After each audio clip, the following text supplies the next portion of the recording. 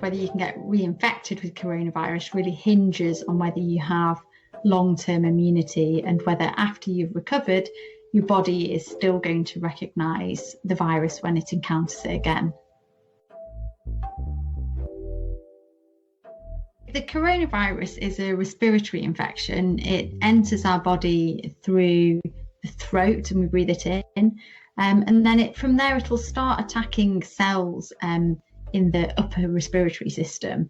And as soon as that happens, our body's immune system will be alerted to the fact we've been infected with a virus, and it will send inflammatory cells that are designed to attack the virus and fight it off. But then it needs to build up a whole army of these cells that can specifically spot the coronavirus.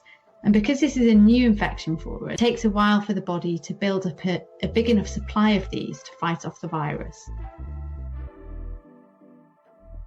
There have been some anecdotal reports of people who appear to have been reinfected, but I think at this stage we shouldn't give those reports too much weight because these infections, these tests have all happened quite close together in time, and it's very possible that the middle test was a false negative.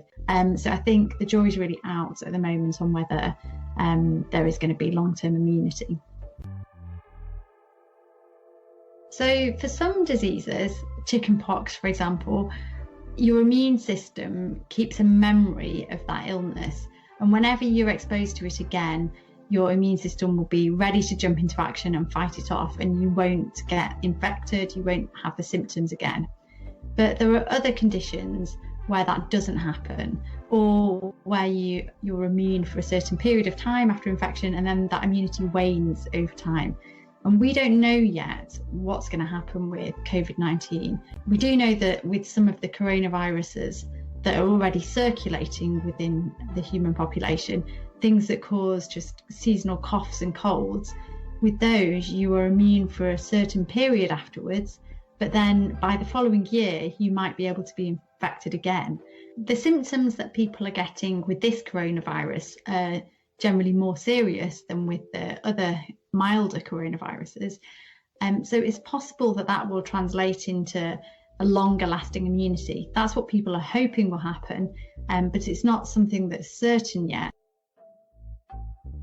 It's possible that people who have the more severe version of COVID-19 and suffer most serious symptoms will have a stronger immune memory of the illness.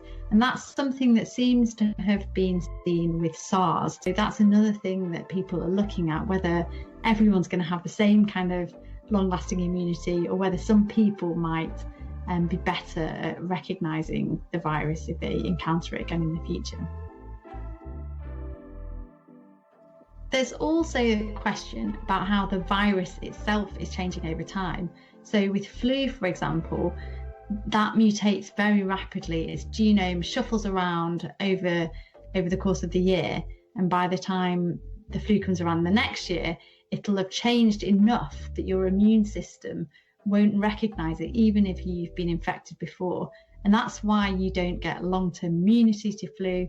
And it's also why you have to get vaccinated every year, because we don't have a universal vaccine that works for all flus. What we're seeing with COVID-19 is that it appears to be fairly stable genetically. It should mean that if our immune system builds up a reserve of these memory immune cells, they should be able to recognise the virus again. The question of whether people will have long-lasting immunity against COVID-19 is such a crucial one for figuring out how we're going to exit this crisis. There's a lot of reason to be hopeful. For a lot of diseases, once you've had it once, you are immune. And there's reason to think that the same thing will be true at least for months or possibly years with COVID-19. 零视频 APP 等你下载。